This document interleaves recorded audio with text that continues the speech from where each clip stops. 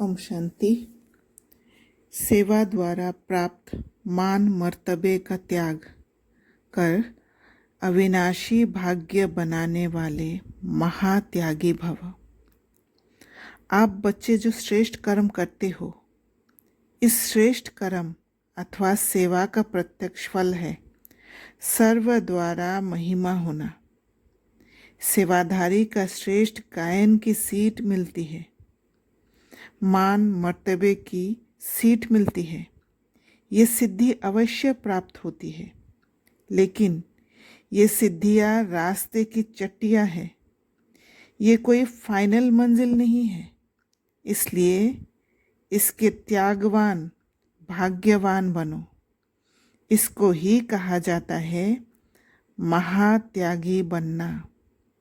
गुप्त महादानी की विशेषता ही है त्याग के भी त्यागी। स्पिरिचुअल लॉज के अनुसार, आध्यात्मिकता का नियमों अनुसार जब हम चलने लग पड़ते हैं, तब रिजल्ट के रूप में मान मर्तबे बहुत सिद्धि के रूप में मिलता है।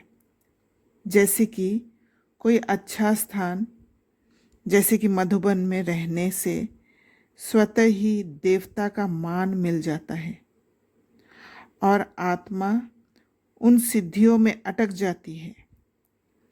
अपने कमजोरियों को देख नहीं पाती, बल्कि स्वयं को परफेक्ट समझने लग जाती है।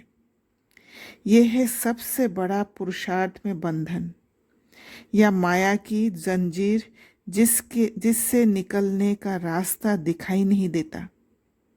और जहाँ मान मर्तबे में फंसते हैं, वहाँ आध्यात्मिकता का ये भी नियम है कि ग्लानि भी होगी। मान शान का अगर सुख लिया तो ग्लानि का भी दुख होगा। इसे आत्मा की स्थिति गिर जाती है। वापस उठने का मेहनत करना होता है। सिद्धियाँ रास्ते की चट्टियाँ हैं, मंजिल नहीं। मंजिल समझने से पुरुषार्थ रुक जाती है। इसलिए जहाँ मान मर्तबे है, वहाँ त्याग करना ज़रूरी है। ये बाबा का श्रीमत है, जिसको फॉलो करना डिफ़िकल्ट होता है, क्योंकि इन सिद्धियों से सुख भोगा हुआ है, आदी हो चुके हैं। इसलिए खींच होती है।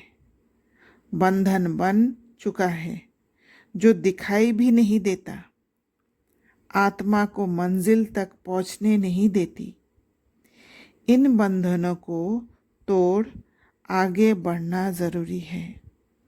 जो कर्मेंद्रियों से दिखता है वह सच नहीं है।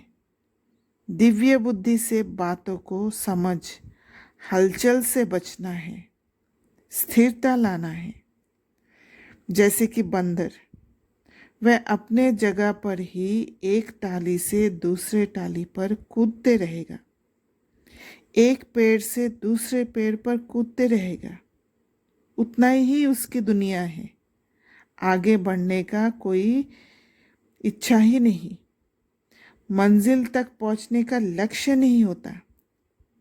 चेक एंड चेंज, कहीं हम अटके हुए तो नहीं, एक ही टाली में उल्लू की तरह उल्टा लटक तो नहीं रहे हैं। त्याग के भी त्यागी बनना है। मन बुद्धि में बैलेंस लाना है, और वह होगा प्रभात के समय। प्रभात के समय बाबा को याद करना है, जो इस स्थिति में है। जिसको याद करेंगे उसी की स्थिति में ट्यून हो जाएंगे। और साथ में चक्र को याद करना है, जिसको समझ एक्सेप्टेंस पावर आएगा, स्वीकारने का शक्ति आएगा। जो जैसा है उसे वैसे ही स्वीकारना है। चक्र का नॉलेज है ना।